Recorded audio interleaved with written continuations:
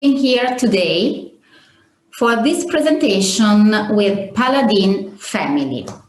We are here today with Francesca Paladin, representing the third generation of the family Paladin. You will hear about the story of the winery, and you will discover the area of Lison Pramaggiore and Prosecco DOC in northeast of Italy, together with Chianti Classico in Tuscany. Prosecco and Chianti Classico are two of the most famous Italian wine all over the world. And today you will know more about their history and identity. As we can't have you here in Italy for the moment, we organized this meeting to introduce the family Paladin and the wineries Paladin and Premiata Fattoria Castelberke. Today, we would like to thank for attending the meeting Becky Sue Epstein from Massachusetts, Christy Canterbury from Brooklyn, Jack Robertiello from Brooklyn, Deborah Grossman from Pleasanton, California, Joe Roberts from Pennsylvania, Mike and David from Cheap Wine Finder, and Rowena Dumlau from Rome in Italy. Sarah Lehman from New York City, Paul Abercrombie from Florida, and John Gilchrist from Calgary, Canada, Shelley Botcher from Calgary, Canada, Jamie Erbson from Calgary, Michael Franz from Washington, D.C., and Deborah Parker Wong from San Francisco. One last thing before we start. We ask you to keep your microphone off during the speech. And if you have any question, you can write in the chat for everyone to see. Francesca, please introduce us Paladin family, and your estate. Thank you. Thank you, Silvia, and good morning to everyone. It's a pleasure to share today this tasting with you. And it's the first time that we introduce Casa Paladin brands to the United States and Canada press. So it's very exciting for us. And we will start talking about today about Paladin and Castelberke brands. So we will taste together 6 different wines, 3 wines from Paladin and 3 wines from Castelberke. From Paladin, we have our Prosecco Extra Dry Millesimato, our Prosecco Rosé, and our Pinot Grigio Rosé Paladin. And from Castelberke, we will have the Chianti Classico Annata Capotondo, the Chianti Classico Riserva Lodolayo, and the Chianti Classico Gran Selezione Madonnino della Pieve. So Casa Paladin, it's a family-owned group and a family-owned company that was started and founded by my grandfather in 1962 in Veneto region, and starting with the Paladin brand. So now we have different brands, and this is my grandfather, Valentino Paladin, who founded the winery in 1962. As you can see from the map, today we have different brands in Italy. So we started in 1962 with the Paladin brand in Veneto region and in the Lison Pramaggiore area of production. We produce both international and indigenous varieties here. And then in 1977, we had also the Bosco Del Marlow brand, with which we started our attention to sustainability. In fact, Bosco Del Marlow was one of the first organic brands in the whole area here, in the Lison Pramaggiore area. Today, we're not anymore organic, but we developed our own sustainability practice that I will talk later. In 2004, we moved our first step in Tuscany, in Chianti Classico, and in particular in Radde, where we produce a Chianti Classico Annata, Riserva e Gran Selezione, and one Toscana GT. In 2008, we acquired also Castello Bonomi in an area which is the most known for top quality sparkling wines made with the classic method. So this is the Franciacorta area. And here we produce Franciacorta with great character and great longevity. And the last brand was, in order of time, was Casalupo in Valpolicella, where we produce an Amarone, Valpolicella di Passo, and Amarone Riserva. So we are a group of different brands and different wines throughout all Italy, and all family owned. So we have different terroirs in all the different regions and with different characteristics and different features. The common thing, it's our sustainability project that is based in what we call the recent viticulture. So this project is called the 4V project because these are the 4 pillars of our sustainability. So the 4V states for vite, so the vine, verde, so the green, vino, so the wine, and vita, the life. This means that we are sustainable throughout the whole process. So from the vineyard to the cellar, and also afterwards towards the customer health. What we do in this different 4V, for example, for what regards the vine, so la vite, we developed this different project with the University of Padova and of Milan. For example, this is a project called Life Vitisom. We use these satellite maps, which are which shows us a vigor map, so that tells how much how vigor it's a plant. And in this way, we know where we have to go and feed the plant, and where the plant it's okay and it's already fed. So in the green part, we won't go to feed the plant, and the brown part, we will go and feed it. With this system, which is the variable rate technology, we can create a sort of diet per each vine and per each plant. And in this way, we don't waste anything, and also we give just the proper dosage to each plant. This is called the precision viticulture. And other things we do for the vine are also not using any chemical disturbant in the vines, and also using just organic compost to feed our vines. So these are different things we do for the vine. Well, for the green, it's what's all the ecosystem inside the vine and vineyard. We take part to the Biopass project, and in this way we monitor the flora and the fauna which is present inside our vineyards. So this means that if there are a lot of animals and a lot of life inside our vineyards, it means that also the plants are really healthy, and so they will give a greater quality also to the wine that we have. Another thing that we do for green, it's the vegan certification for all our wines. This means that we don't use anything coming from animals, both in the wine production, but also in the wine labeling. So in the glues of the labels, or the glues of the cases. So in all these kind of things, we certify that we don't use anything coming from animals.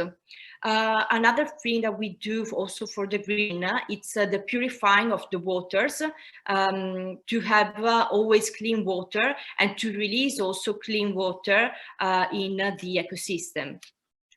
While for the wine, what we do, it's try to respect as much as we can each grape in order to have the highest quality of wine that we can have from that single grape. So we do this, for example, harvesting in the early hours of the day. In this way, we don't have to use a lot of refrigerating energy inside the winery. Another thing that we do, it's work throughout the whole process in an inerted system, so without any contact with the oxygen. In this way, we just use just little sulfites in the later processes. And we can see this also from the analysis of our wines, because most of them have at least 50% less sulfites than the legal limits. So it's really a thing that we do from the vineyard to the cellar, and that then we can see also in the wines and in the quality of the wines. Another project that we do for the life, so it's what we called also corporate social responsibility, because well, we think also that our winery has to also give something to the society. So we created this project, which is called Life in Rosé, and with which we give part of the proceedings of all of our rosé production to the Lilt Association in Italy, which is the Pink Ribbon Association, the Common Pink Ribbon Association, so for the prevention of breast cancer. So different activities to be sustainable, not just in the vineyard, not just in the winery, but also in the society by itself. So this is what we think sustainability is, and we do it throughout all our wineries, from Veneto to Chianti Classico and to Castello Bonomi in Franciacorta. So it's a common project, the 4V project for all our wineries. Now let's see how we do it in Veneto region. Paladin Winery, it's the first winery that was founded by my grandfather in 1962. We are located in Annone Veneto, in the Postumian Road, which was a really ancient Roman road. And this area was an area really where they cultivated vine since the Roman Empire. So since really all the life. This is why also my grandfather Valentino Paladin, he learned how to cultivate the vine from his own grandfather when he was older, and they had just a small vineyard. He took all this passion and dedication, and he taught it to us. So this is what Paladin is, tradition, and also especially respect for the terroir, and also for trying to enhance as best as we can all the most typical things of the Lison Pramaggiore area and the Prosecco DOC area.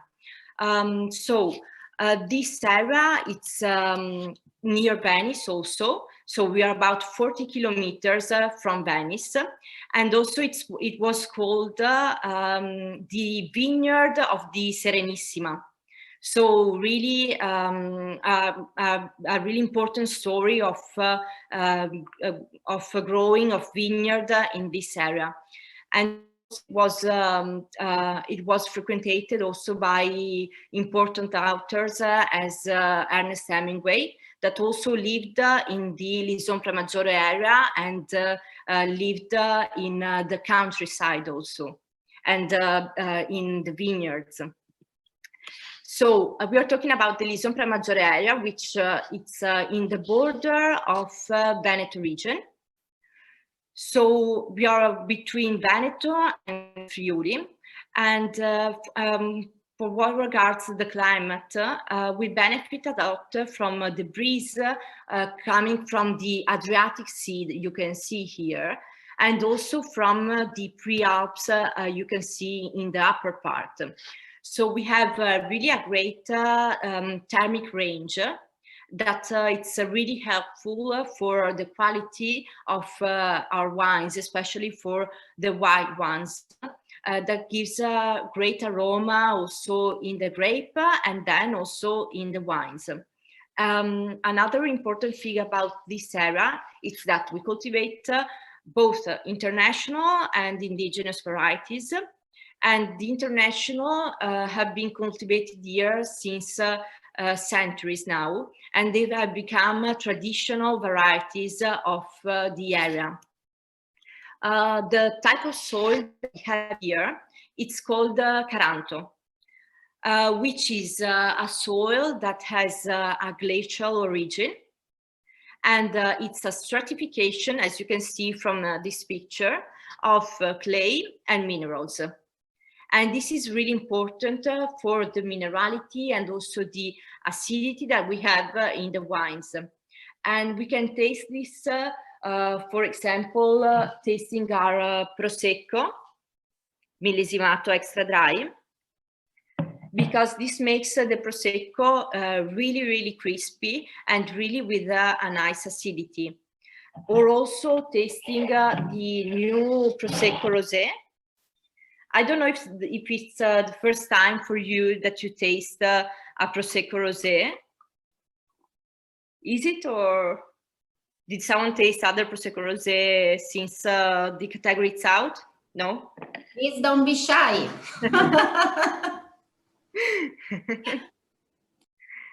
So maybe I can just make 2 words about this new category of Prosecco that has been introduced in the denomination just since November last year, or late October. So it's a new denomination created by the consortium of the Prosecco DOC that added this rosé category. Well, the category rosé of sparkling rosé from this era was already present in the market, and a lot of producers already produced some sparkling wine with the same grapes and quite the same characteristics. So what the consortium did, it's a regulation for something that already existed, but also putting some really strict rules that you can see here. So because they wanted to create a category of Prosecco that had the top level category in all the Prosecco range. So a lower yield of production, just millesimato production, so we don't have non-vintage Prosecco Rosé. And also the sugar are quite limited. Also the one you will taste today, that is our Prosecco Rosé millesimato, it's a Prosecco millesimato brut category. So it's just 12 grams of sugar per liter. This is why you really need to have a good quality of the grapes to appreciate it. To do this, we harvest the Glera and the Pinot Nero in 2 different periods. Usually the Pinot Nero, it's 10 or 15 days before the Glera to maintain a good acidity also of the grape. And you can also feel it like in the nose. So a good acidity. Then the Pinot Nero does a vinification in red. So 2 days maceration in contact with the skin to have just the aroma and the color of the Pinot Nero grape. In this way, we don't have any tannins that we don't want in a sparkling and fresh wine. Then the Glera and the Pinot Nero do 2 separate fermentation. And in the fermentation of the Glera, we keep 10% of the must and add it just in the second fermentation. In this way, we will have a wine which is more fragrant, more fresh, and more crispy throughout the whole year. So this is really important for us and gives us quality Prosecco Rosé. Then the second fermentation takes place, and it has to last for the rules imposed by the consortium at least 60 days. So while for the white Prosecco, it's at least 30, here it's the double. This is also why this will be the premium category of Prosecco. So a Prosecco Rosé with a really high quality and that needs to follow certain rules to be Prosecco Rosé. I think also the Caranto soil, apart from the crispness of this Prosecco, we can feel it also in our Pinot Grigio Rosé, which is this one. And Francesca, sorry. Yeah. We have some comments about Prosecco Rosé. So the first comments are regarding how many Prosecco Rosé they tasted before. So Christy Canterbury wrote, I did a presentation of them a few weeks back. Great category. And Joe Roberts, I've had a few Rosé Proseccos, but not many. For Rowena Dumlao, Paladin is my first Prosecco Rosé. And we have also a question from Becky Sue Epstein. Yeah. What was that about keeping 10% of the must? Did anyone catch that? Yeah, when before the fermentation takes place, we keep 10% of the must of the Glera grape, and we add it after, just in the second fermentation. In this way, the wine will always be more fresh, more crispy also, and more fragrant. So this helps really the wine to gain also a little bit more character, even if it's just a Prosecco. But for us, it's an important thing to do. And we do it both with the Prosecco Rosé, but also with our Prosecco Extra Dry Millesimato, because we want always to keep it really fragrant and crispy in mouth. Thank you. You're welcome. So I'm happy you also already had a Prosecco Rosé. I really believe a lot in this new category.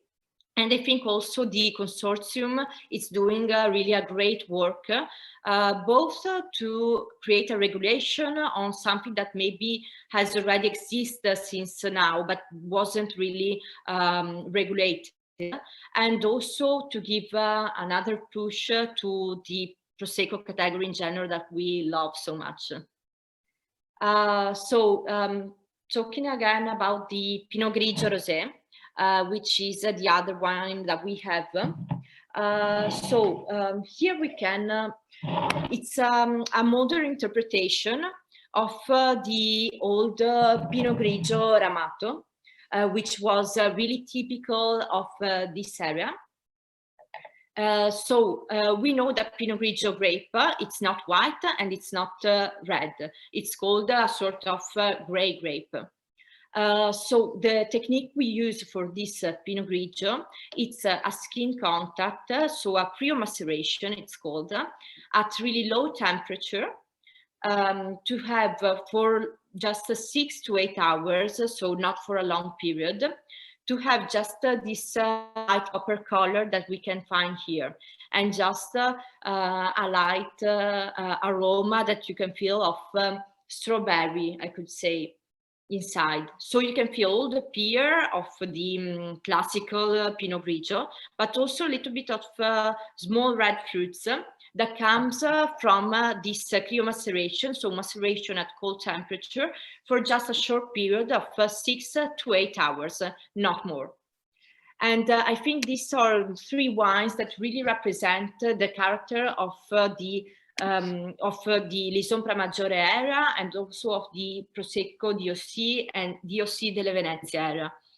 So it's an area where we have a lot of different denomination, but they're really characterized by the type of terroir that we have here. So from the climate, so this thermic range given from the Alps and the Adriatic Sea, and also from the Caranto soil that we have here.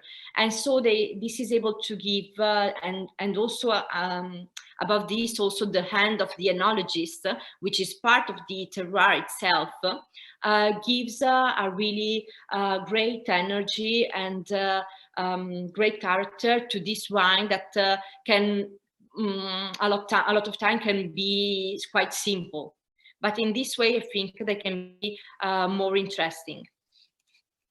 So let's here you can see the wineries, and also we do a lot of activities also to share these things with the final customer. So for example, sensory tastings, or also a lot of collaboration with artists of this area. And now let's travel to, oh, okay. Sorry, Francesca. We have another question from Mike. What was the percentage to be considered millesimato? Was it 85% from same vintage? Yeah, it's 85%. Great, thank you. You're welcome. So let's travel to Chianti Classico. So I don't know if any of you knows new Castelberke as winery. So maybe it's not so known, but Castelberke, it's one of the most ancient wineries in Chianti Classico area. In fact, the Castelberke hamlet, it's dated 1043. So it was a hamlet that was constructed to defend the church, the Pieve of Santa Maria Novella, that was owned in the 11th century from the Monte Rinaldi family. Then in time, the owner became the De Vecchi family, which is still now the owner of the whole hamlet. And in 2004, we acquired the management of the winery of Castelberke. As you can see here, the winery is really, really old and has always been there since 1043. We obviously changed every barrique inside and so on, and did a lot of works inside, but you can see also the history of this winery from the pictures that you can see here. So it's a really old winery, and it's one of the only ones that has always been producing wine since 1043. Also, if before we arrived there, the production of wine was quite small, so they used to sell almost all of the grapes that they had. But what we did, in fact, was a long reconstruction of the vineyards to have today this quality of Chianti Classico, with which we are really, really happy.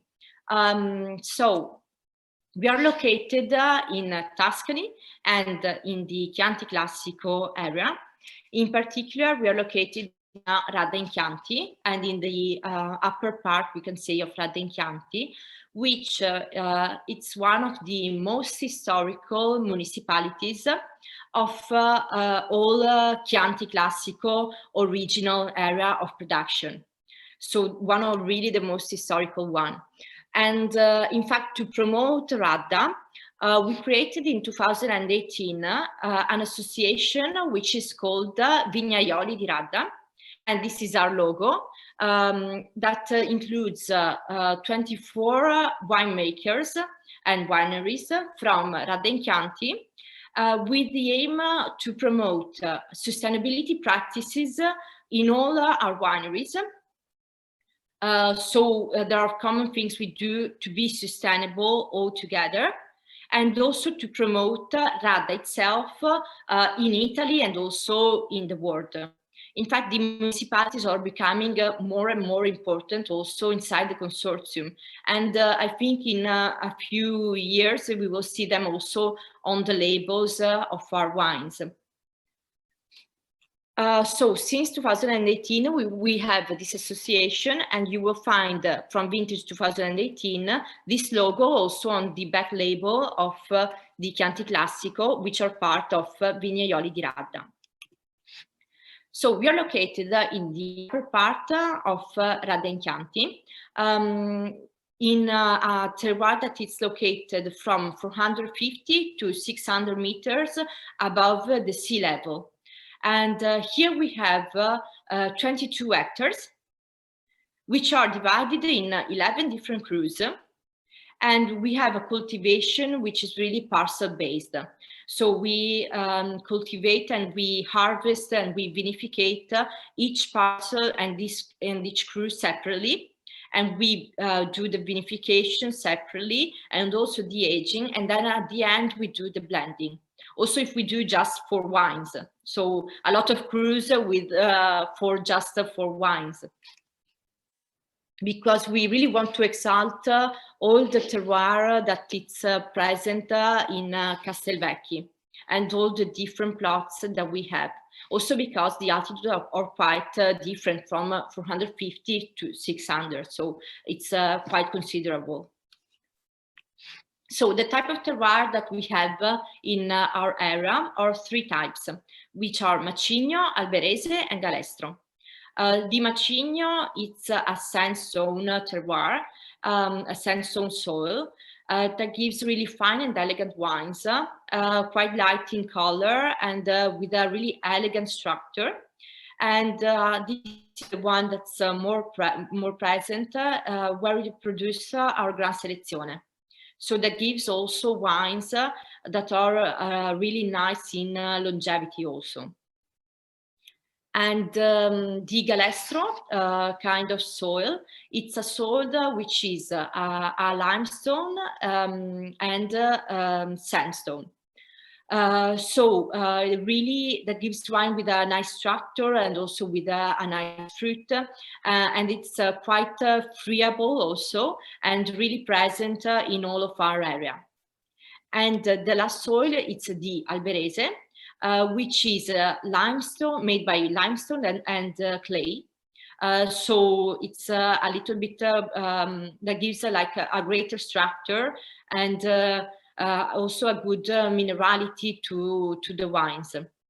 And we can really feel them in our Classico. So we have today the Capotondo, which is made mainly, comes from mainly by soil made of Alberese and Galestro. And the Capotondo, it's 88% of Sangiovese and 12% of Canna Yolo. And this does a maceration in concrete for 25 days. And then we do aging in part in big barrels and part in third passage barriques. And then we do the blending. The aging is for about 1 year. And then we do another year just to age in bottle. And this, I think it's the Chianti Classico most representative of Castelberke. It has really a great fruit that comes up, and it's really a non-Chianti Classico. The second one you can find, it's the Riserva, which is the Lodolayo. The Lodolayo is made just with Sangiovese grapes, so a selection of the Sangiovese grapes, and it's aged for 24 months, but just in new barriques. While the Gran Selezione, which is the Madonnino della Pieve, that takes its name from this small Madonna that you can see on top of the vineyard. That's just in front of the church of Santa Maria Novella. And this is a single vineyard production, Gran Selezione, so the highest quality of our Chianti Classico. And it's a Madonnino 2013. And here we did a really long process, and this is one of the oldest vineyards that we have in Castelberke. It's about 40 years old. And here we did a master selection of the vines of Sangiovese that we see that grew better in our terroir. And then we did a clonal propagation of the genetic material. And then we produced the Chianti Classico Gran Selezione based on this. Also here, do even more microvinification and work really on parcel based. Also in the Madonnino, we differentiate the left from the right part of the same vineyard, and we harvest them in separate days.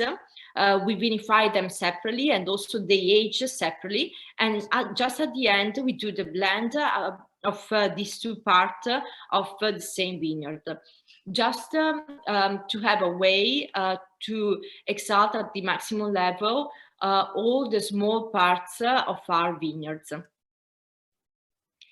So this is a picture of the inside of the winery and also of our vineyard, which is called Le Madri, which is the mother, because they are the mothers of our Sangiovese.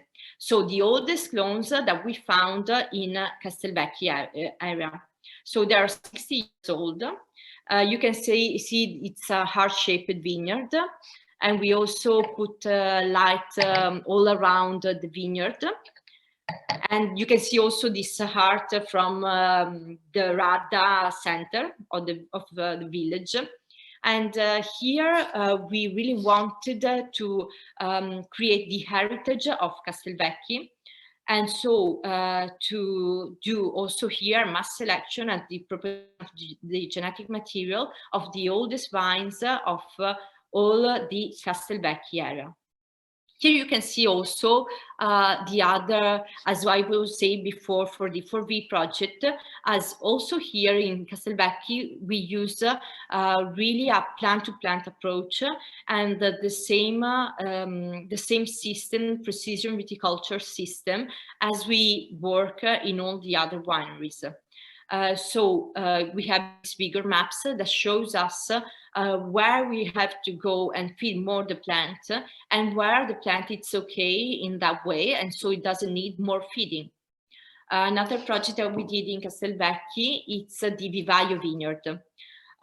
Here it's a sort of laboratory or library also of our Sangiovese of Castelberke, because we collected all the different clones of all the Sangiovese and also the other vineyards as Colorino or Canna that were present in all the area of Castelberke, just to have them there and have the heritage of all the area of Castelberke itself.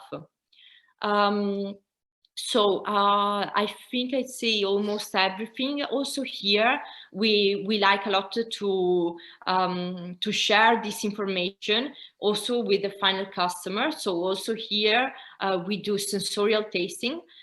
So you can see here we have all the different aromas of the Chianti Classico, so the plum, the leather, the tobacco, and so on. And so the customer can recognize this aroma in the wine and see how they smell in reality, and find them and play also with these kind of things to learn something more about Chianti Classico and about Castelberke. And another nice thing that we do, it's also the picnic in the vineyard to really be part of the vineyard itself and of Castelberke itself. What do you think about the wines? About this Chianti Classico? I see thumbs up. First, your comments, and after, your questions to Francesca. I have some questions for you. So Joe, please open your microphone. You can comment directly. Every one of you, you can open your microphone and comment the wines. And after Deborah and Becky, I will ask the question to Francesca that you wrote me.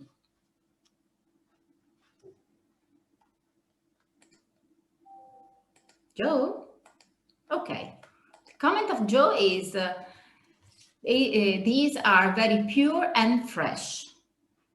Good. I'm happy to hear that.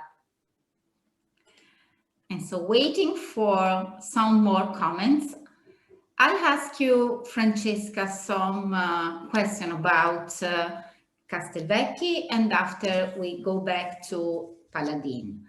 Talking about Castelberke, Becky, you ask us, is each parcel also a cru?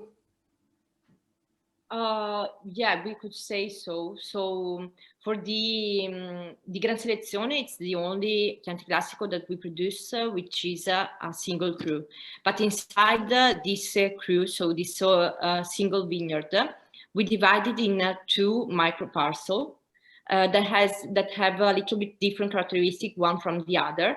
And so we prefer to vinify them separately to have the best from each one, and then to do the blending of these two. And the second question is from Deborah Grossman. Which wine has the most grapes from Le Madri vineyard?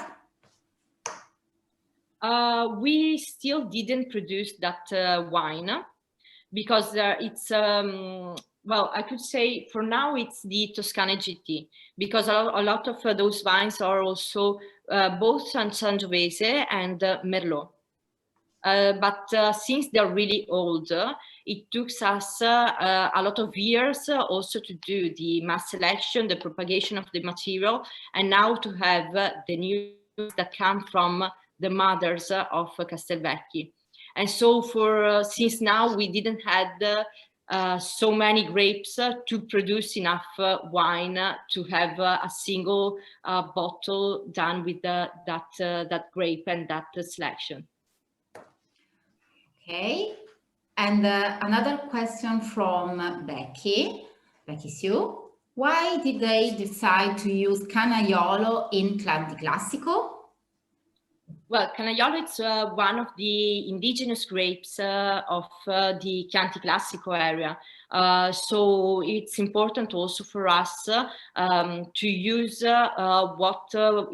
it's an historical grape also of the Chianti Classico area. So we use it for that reason. And we use it just in our Chianti Classico Annata di Capotondo. Okay. And a question from Rowena Lau. From which vintage of Castelberke wines did you start with the vegan certification? So of Castelberke, well, we have the vegan certification for Paladin.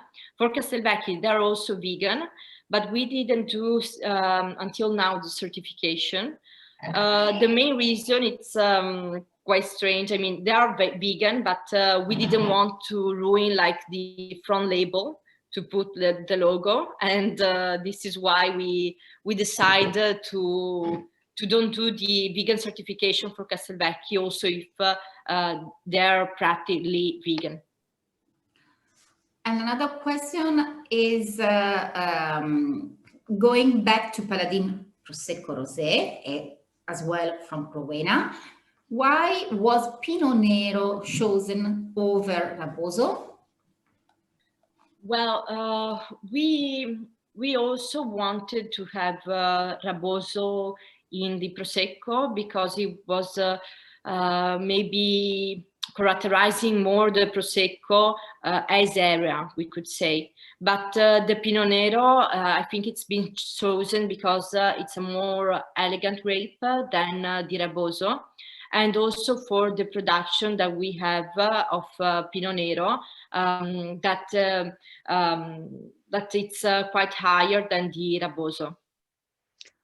And Deborah Grossman has another question about Paladin. Pinot Grigio Rosé. What is the residual sugar and how long has it been produced? So the residual sugar here, it's 5 grams per liter. So quite low, really low. And it's produced since 3 years now. Thank you. So some more comments from you. It's delicious. You know, I'm getting like the fruit and the acidity, but it's got like a savory thing going on too. It's great. Oh, I'm doing the Capotondo right now. Oh yeah. Does that mean round head? Yeah. It means round. Yeah. Italian boys would always call me that in school because I got Yeah, it's really because of the taste that it has. Thank you very much. Thank you.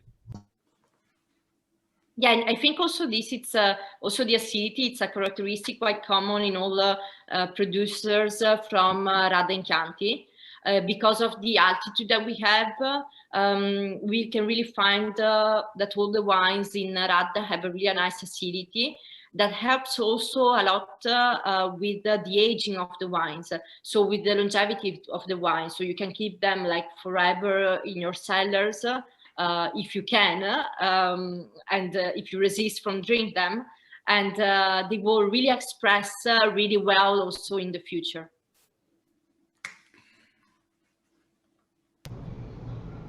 So, not that patient. Sorry? Shelley, John, sorry for John Gilchrist. Sorry for the pronunciation.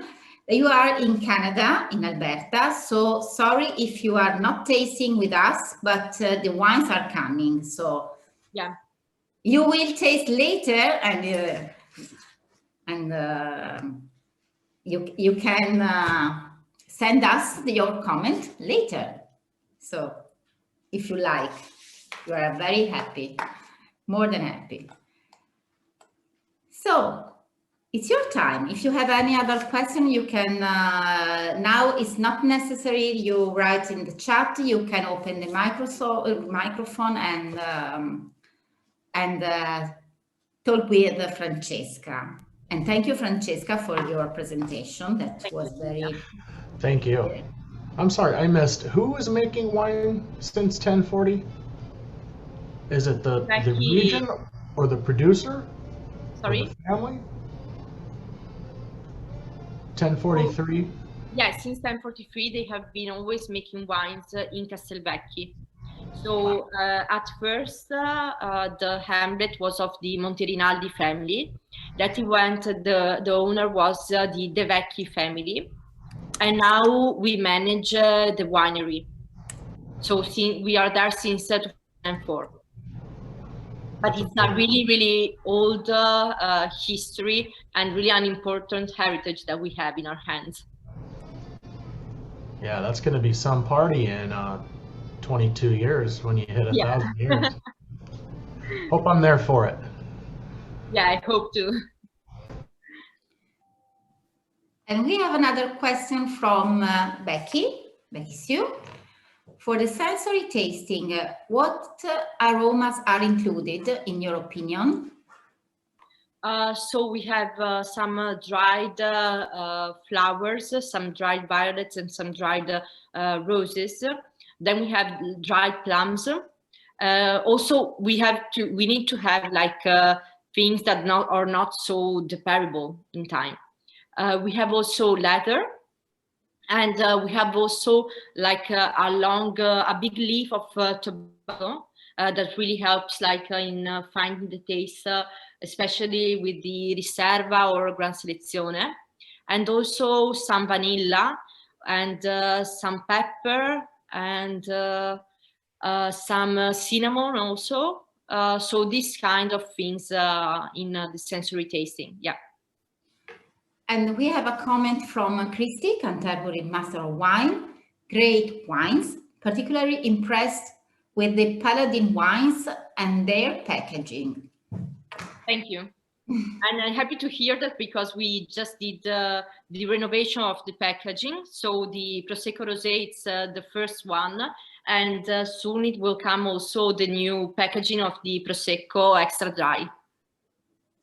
Great. And David Raklovitz, sorry for the pronunciation, excellent presentation, jam-packed with interesting information. And Joe These are excellent. Thank you for sharing them. And Becky has another question that is, what are the family's plans for the future? Well, for now, I think we want to grow with these wineries. Also because I'm really happy to share this tasting with you. Also because it's the first time that we taste our wines together with the US press in a webinar like this. I mean, we did it maybe with Gambero Rosso or other type of exhibition and events. But it's really nice to get also the press and people like who work in the wine to know our brands. And these are just two of them. So we will see what comes later. So the plans are to invite you in Italy. Yeah, yeah, that's for sure. In October, we hope that Vinitaly will be organized, so maybe it could be a good opportunity. And so Deborah writes, excellent tasting, looking forward to a picnic at the winery. We can sit on the heart-shaped vineyard. What are the top-selling wines from Paladin and Castelberke? Well, for Paladin, I could say the Prosecco Extra Dry. And now also the Prosecco Rosé has started really, really well because we see that it has really a good success. Also because we started early producing it, because we produced both vintages 19 and 20. And other wines from Paladin are the Salbanello, which is a red wine made with Cabernet and Malbec. And from Castelberke, above all, the Chianti Classico Annata di Capotondo. Great. So Christy Canterbury is asking something that maybe, okay, I'll try. What are the SRPs? Yeah. For, okay, each wine? The retail price for Oh, sorry. Okay.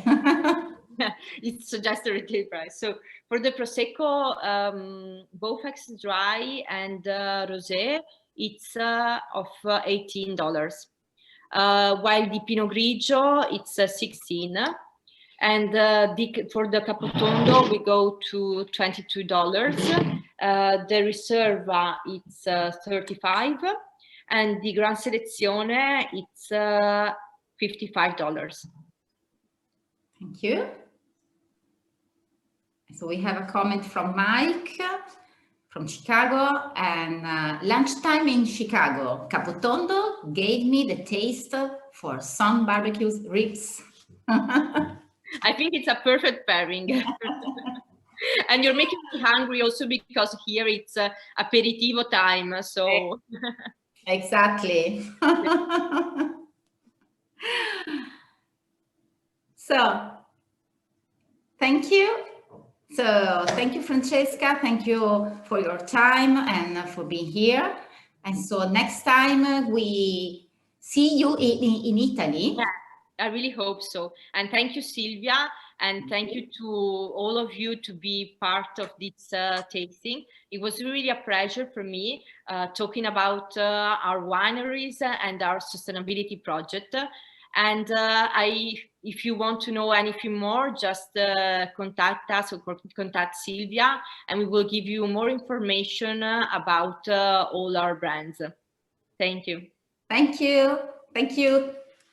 Grazie mille. Grazie mille.